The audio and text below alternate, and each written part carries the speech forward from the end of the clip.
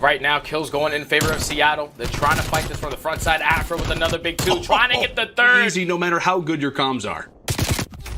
Yeah, it's just not a good start right now for Alex. He needs to definitely step up his game so his team is able to get back into this one.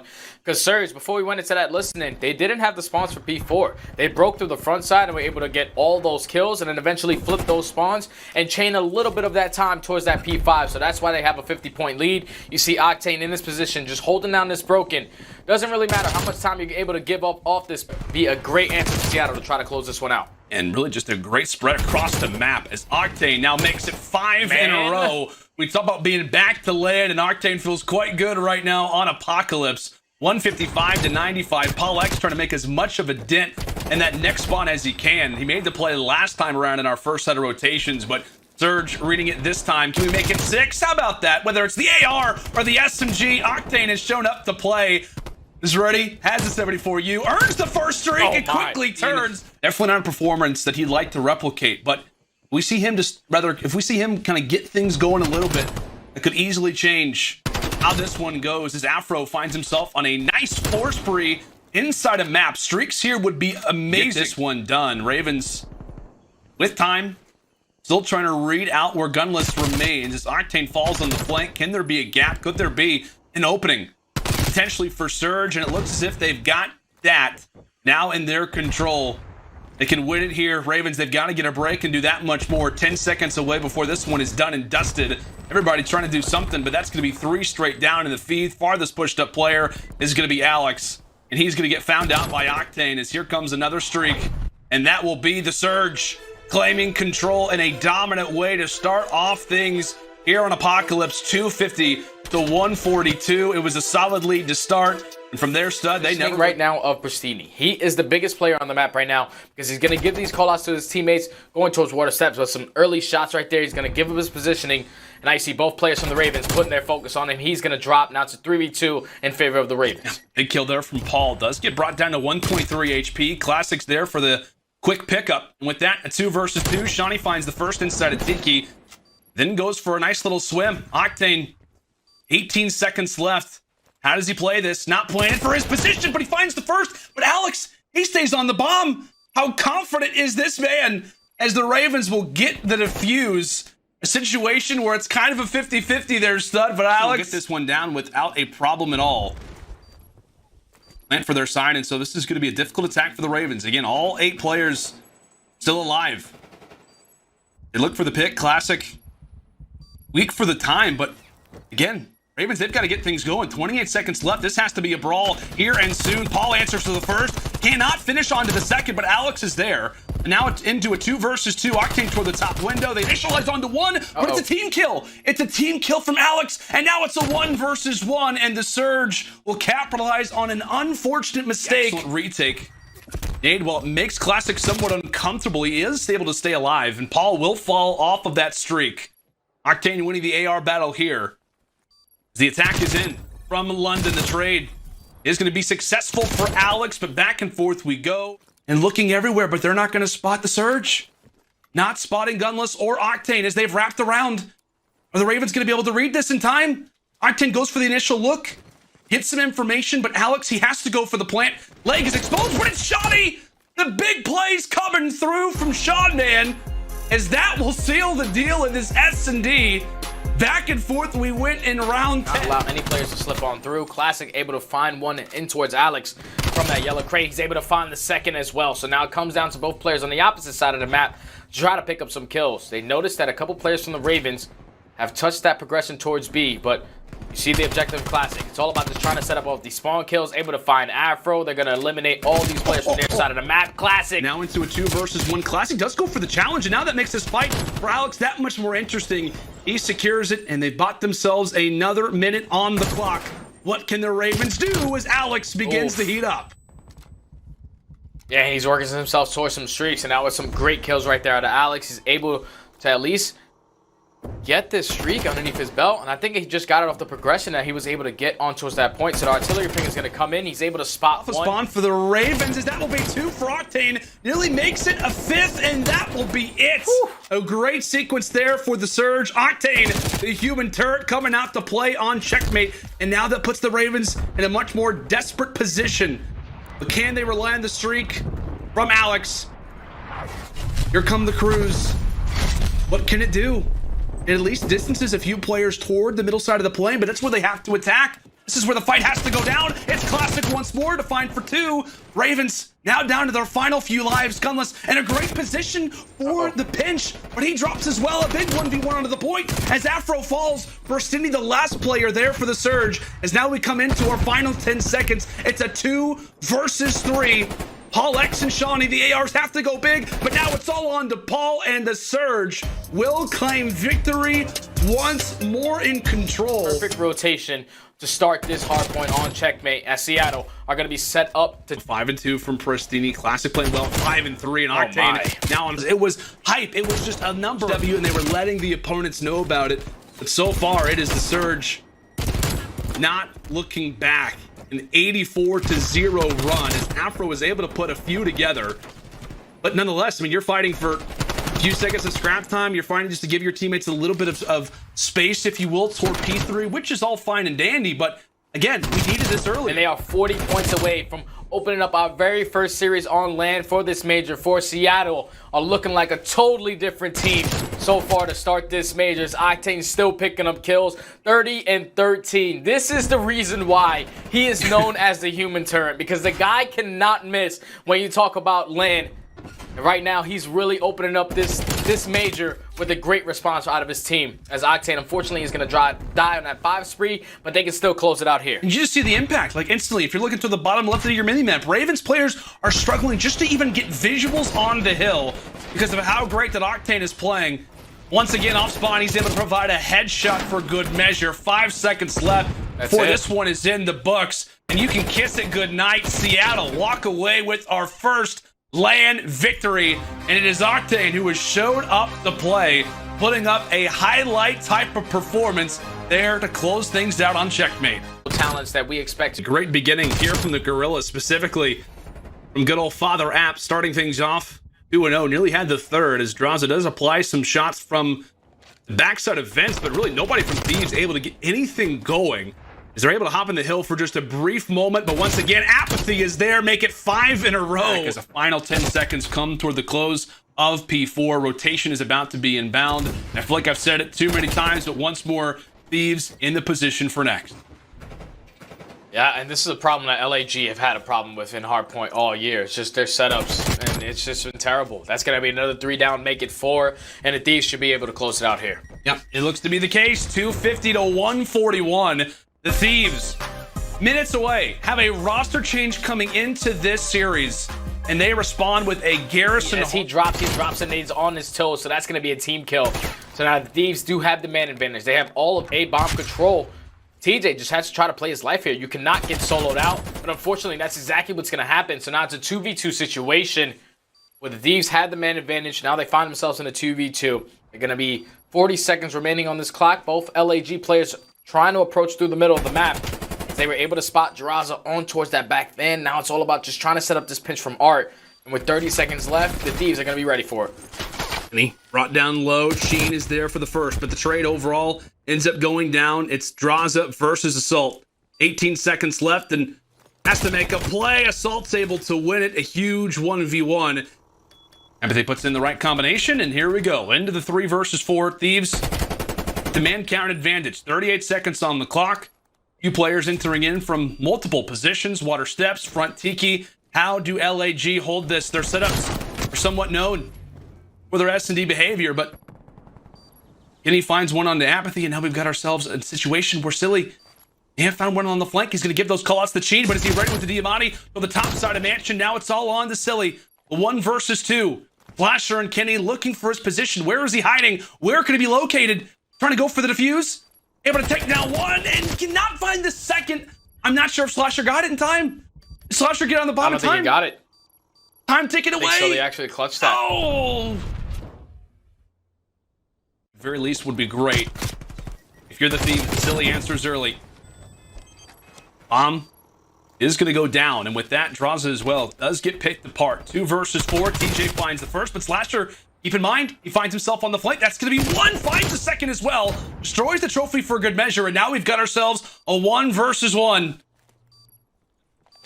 Cheen versus Slasher. What could be the 1 versus 3, but Cheen challenges.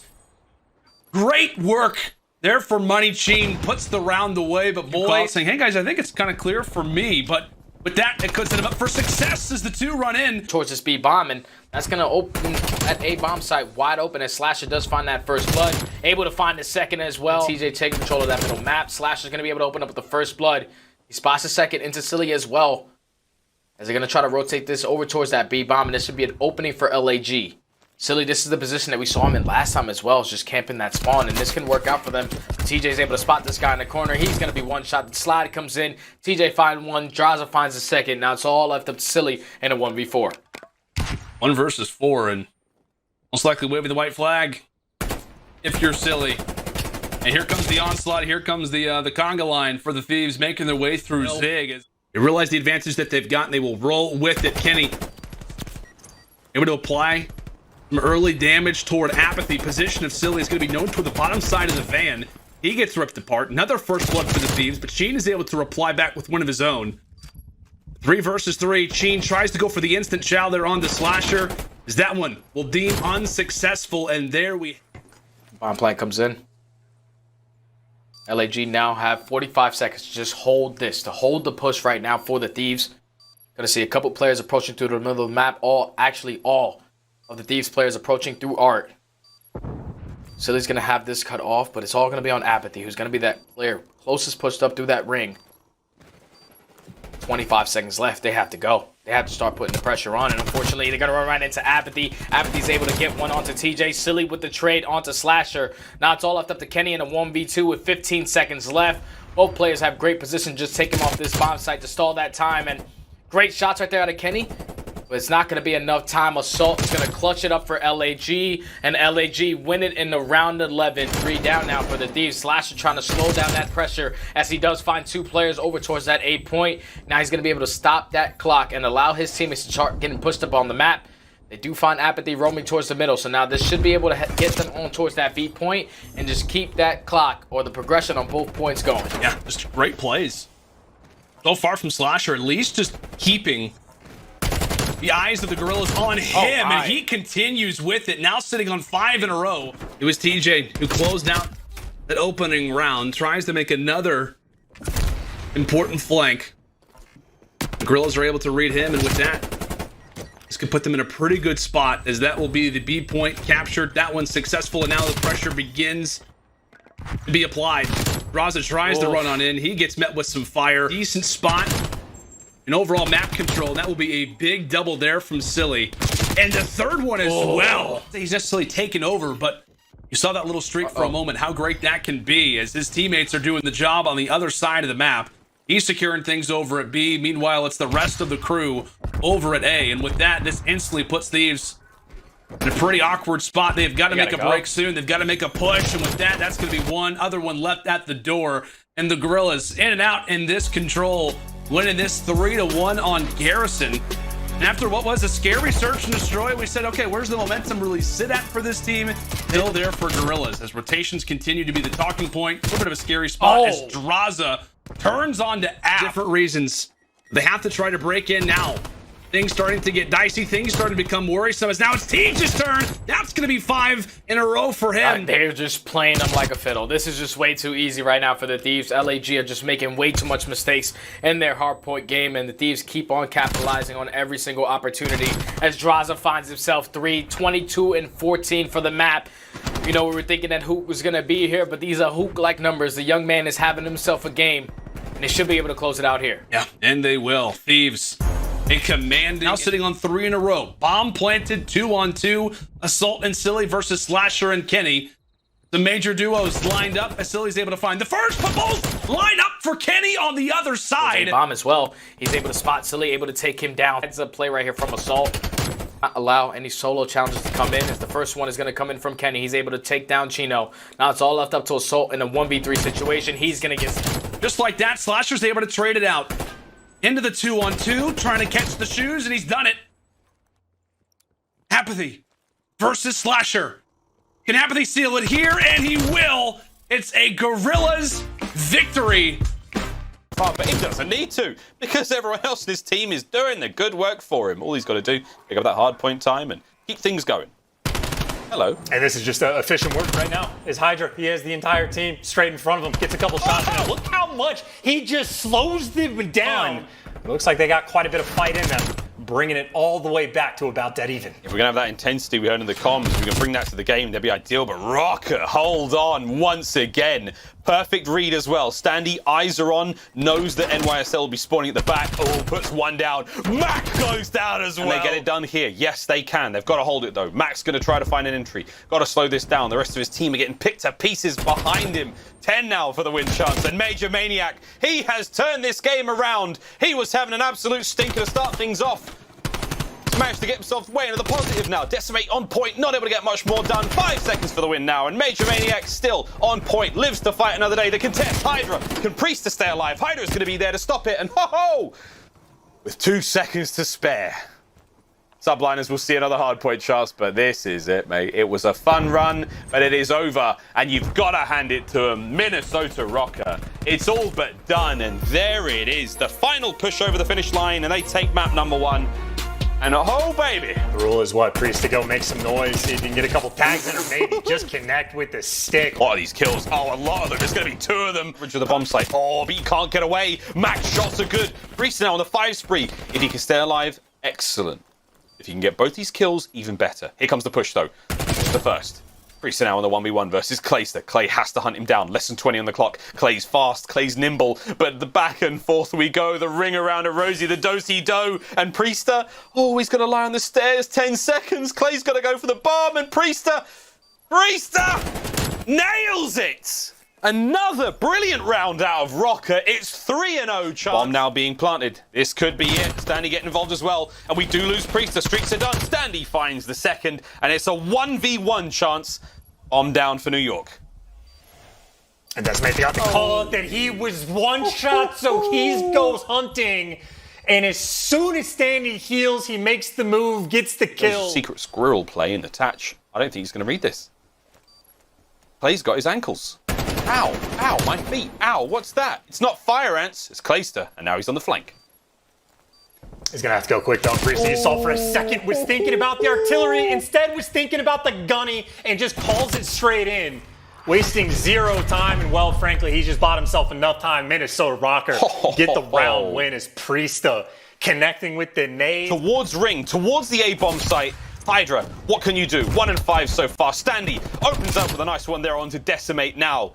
The push still opening up as NYSL getting involved. Attach MajorManiak getting on board, and Hydra battling for his life, and he's still alive. No! Minnesota Rokkr, they close it out. It's a 6-0. Kind of kills across the board.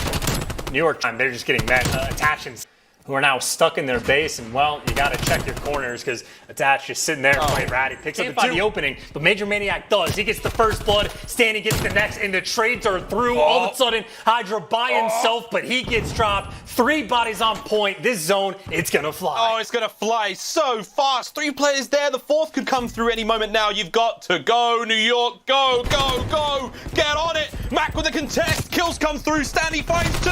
Attach gets the others as well.